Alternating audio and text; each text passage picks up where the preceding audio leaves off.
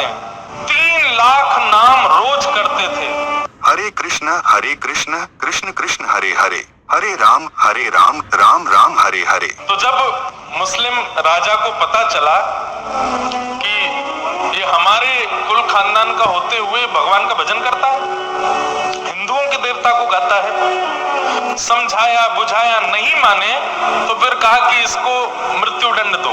तब किसी सेनापति ने कहा कि बोले मृत्यु दंड तो बहुत सरल होगा, इसको फांसी पर लटका देंगे, इसको क्या 2-4 मिनट दर्द होगा।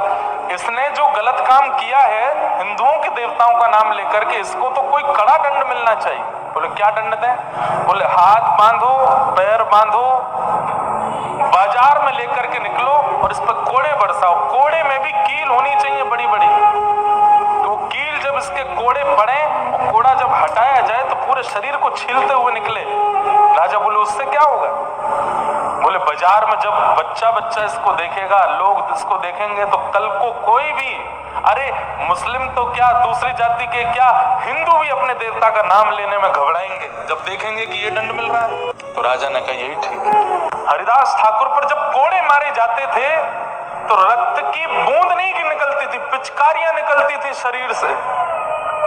लेकिन जब वो कोड़ा पड़ता था और उस समय जब वो दोनों भुजा उठा करके और ऊंचे स्वर में बोलते थे हरि बोल हरि बोल हरि बोल, कोड़े बरसाने वाले के चरण पकड़ लेते थे और क्रोध में नहीं, नेत्रों में भाव भरे रहते, अश्रु भरे रहते। बोले बड़ी कृपा, मैं तो चाहता था कि मैं ऊंचे स्वर में नाम गाऊं, लेकिन मैंने पूरी ताकत लगाई। इतना ऊंचा स्वर मेरा पहले कभी नहीं प्रकट हुआ जितना ऊंचा स्वर आपके कोड़े मारने से प्रकट हुआ है। और मारिए। जब हरिदास ठाकुर पर इतने कोड़े मारे गए, इसके बाद भी उन्होंने कुछ नहीं कहा। महाप्रभु जगन्नाथ जी को आवेश आ गया और तुरंत सुदर्शन जी को आज्ञा की है, जाओ जाकर के इन म्लेच्छों को नष्ट कर दो, और इनको ही नहीं, इनके पूरे पृथ्वी पर जितने म्लेच्छ हैं सबको नष्ट कर दो। बाजार में कोड़े बरसाए जा रहे हैं, बच्चे अपने माँ से पूछते माँ इनको क्यों मार रहे हैं? बोले ये हरे कृष्ण हरे राम बोलते हैं इसलिए मार रहे हैं, तुम मत बोलना कभी। इतना भय बैठ गया लोगों के अंदर। और उसी समय आकाश में एक सूर्य तो थे ही, दूसरे सूर्य प्रकट हो गए। एक सूर्य जो स्थित सूर्य हैं, उनसे भी तीव्र तेज वाले सूर्य साक्षात सुदर्शन जी आकाश में आ गए। और जैसे ही वो सुदर्शन जी नीचे पृथ्वी पर उन म्लेच्छों को नष्ट करने के लिए आने लगे, हरिदास ठाकुर भुजा उठा के रोने लगे, नहीं जगन्नाथ, नहीं महाप्रभु, ऐसा मत कीजिए। सुदर्शन जी प्रकट हो गए, हरिदास ये तुम पर कोड़े मार रहे हैं और तुम पर किए जा रहे अत्याचार को देख करके लोग नाम गान करना बंद कर दे रहे हो, तुम कह रहे हो इनको मत मारो, क्यों? जरा हटो तो मुझे देखने दो इन लोगों को। चरणों में गिर गए, बोले नहीं सुदर्शन जी, ये त्रेता नहीं है, ये सतयुग नहीं है, ये द्वापर नहीं है, ये कलयुग है। आपने त्रेता में उद्धार किया है, आपने द्वापर में उद्धार किया है, आपने सतयुग में उद्धार किया है, कलयुग में उद्धार नहीं, कलयुग में तो स्वीकार करना, सबका कल्याण करना है। सुदर्शन जी महाराज शांत हो गए। महाप्रभु जगन्नाथ जी से जाके बोले हरिदास ठाकुर ही नहीं मारने दे रहा है। महाप्रभु जी बोले ये मेरे भक्त हैं, ये अपने ऊपर अत्याचार करने वालों को भी क्षमा कर रहे हैं, बोले ये कलिकाल के भक्त हैं। फिर उनकी बड़ी सुंदर कथा है कि इतना मारा फिर भी उनकी मृत्यु नहीं हुई, तो उन सैनिकों को लगने लगा कि ये तो मर नहीं रहा है और अगर ये नहीं मरा तो राजा हमको मार देगा।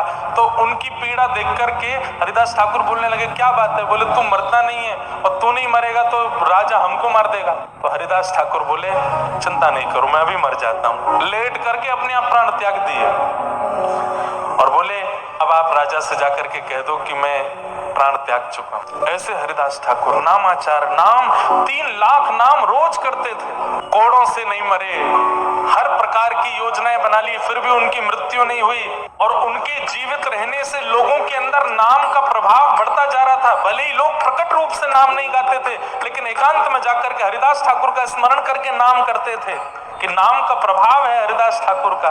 तब म्लेच्छों ने विचार किया कि हरिदास ठाकुर ऐसे तो नहीं मर रहा है, अगर इसका चरित्र हनन हो जाए, अगर इसका चरित्र हनन हो जाए तो हो सकता है कि नगर में इनका दुष्प्रचार होगा तो लोग इनकी बात मानना बंद कर देंगे।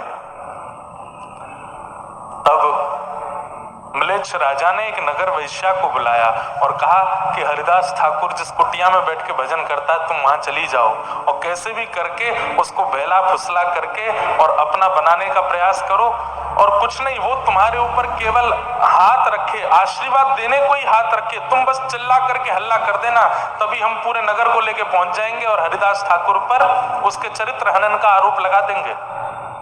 वैश्या बोली ठीक है, ये तो मेरे बाएं हाथ का खेल। पहुंच गई वैश्या, हरिदास ठाकुर बैठे हैं। वैश्या जाकर के बैठ गई और बोली महाराज क्या कर रहे हैं? बोले मैं नाम कर रहा हूं। बोले इतने युवा हैं आप, इतना सुंदर आपका यौवन है, अभी युवावस्था में है, कहाँ नाम कर रहे हैं?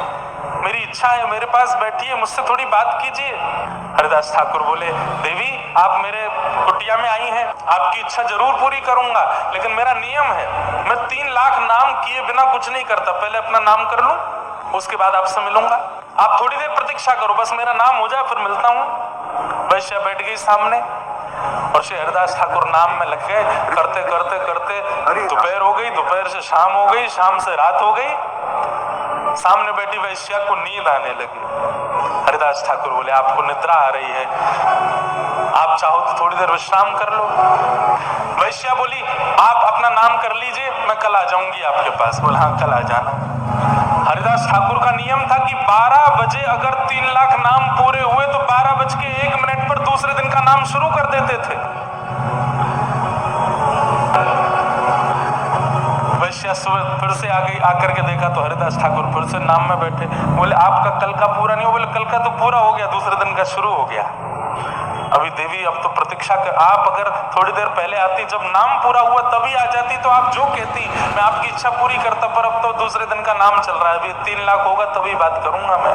वैश्या फिर बैठ गई सामने, जपते जपते जपते। हरिदास ठाकुर नाम नहीं जप रहे हैं, प्रत्येक नाम में प्रार्थना कर रहे हैं कि हे जगन्नाथ मेरे इस नाम का बल, मेरे इस नाम का प्रभाव, मेरे इस नाम का पुण्य इसको दे देना।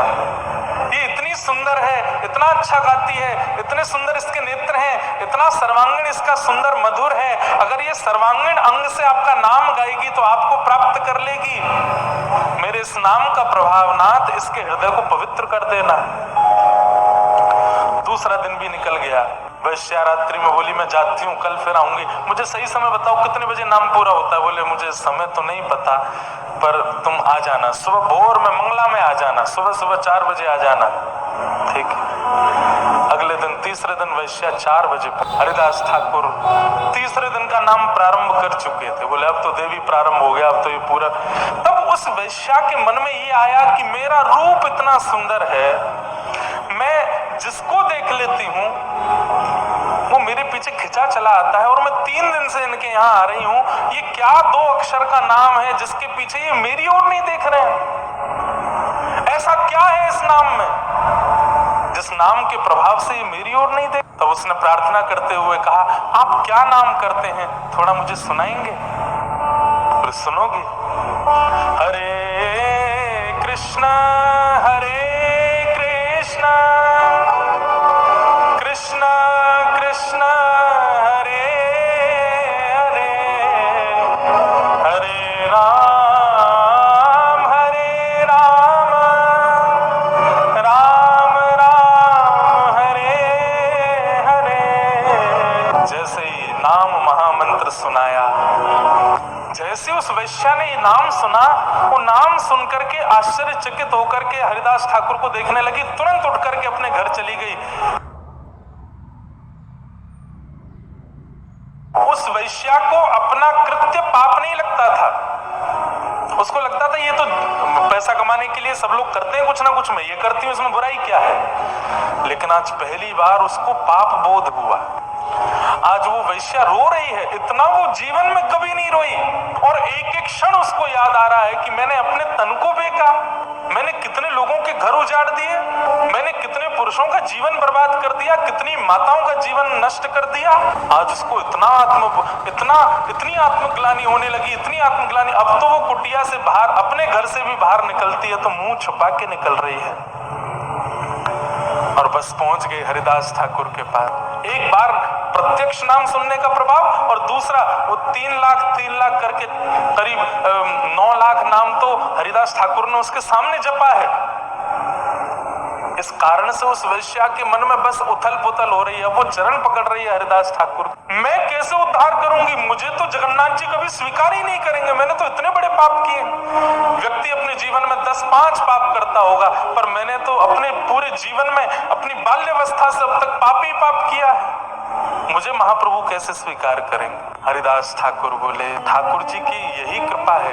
मानवों में और ठाकुर जी में अंतर यही है कि मानव गलतियां मरते दम तक याद रखता है और ठाकुर जी एक क्षण में भुला देते हैं। हरिदास ठाकुर बोले, जो नाम तूने सुना है बस उसको अपना जीवन बना ले और लौट करके पीछे नहीं देखना, ना आत्मग्लानि करनी, ना दोबारा उन कृत्यों में जाना जो तूने किए हैं। और सुन, इस कुटिया में मैंने करोड़ों नाम किए हैं, अब मैं तो कहीं और चला जाऊंगा, तो इस कुटिया में रहे और यहाँ रह करके भजन कर। हरिदास ठाकुर तो उस समय चले गए, वहां से कहां गए, आगे कहीं निकल गए और उस वैश्या को उस कुटिया में बैठा गए। हरे कृष्ण कृष्ण कृष्ण हरे हरे, हरे राम राम राम हरे हरे। जिसका रूप देख करके काम प्रकट होता था लोगों के चित्त में, आज उसका रूप लावण्य ऐसा कि जब वो कुटिया से निकलती है तो हजारों संतों की तादाद में लोग उसको दर्शन करने के लिए आते हैं, क्योंकि उसको देख करके अब महाप्रभु जगन्नाथ प्रकट होते हैं चित्त में। हरिदास ठाकुर के जीवन की एक बात और, वे जब रात्रि का समय होता था तो भुजा उठा करके और ऊंचे स्वर में नाम गुणगान करते थे ठाकुर जी का। किसी ने आकर के टोका, बोले कि सोते नहीं, हमको भी नहीं सोने दे, इतना तेज तेज क्यों बोलते हो, मन में कर लो। अभी हमने मोनेर बात करी, लेकिन हरिदास ठाकुर का कारण ऊंचे स्वर में नाम जप इसलिए नहीं करते थे कि लोग जाने कि देखो मैं भक्त हूँ। उन्होंने बताया कि मैं ऊंचे स्वर में नाम जप क्यों करता हूँ, बोले मैं मन ही मन करूंगा तो मेरा उद्धार होगा, और मैं ऊंचे स्वर में करूंगा तो मानवों का नहीं, कितने कीट पतंग जीवाणु इस हवा वायुमंडल में डोल रहे हैं, वे भी नाम सुनकर के तर जाएंगे, इसलिए ऊंचे स्वर में करता हूं। सबका कल्याण, सबका उद्धार। ये अब 2025 में YouTube की जगह छीनने वाला है। ऐप का नाम है सीखो ऐप, जो आज के सारे स्मार्ट लोग यूज करते हैं, क्योंकि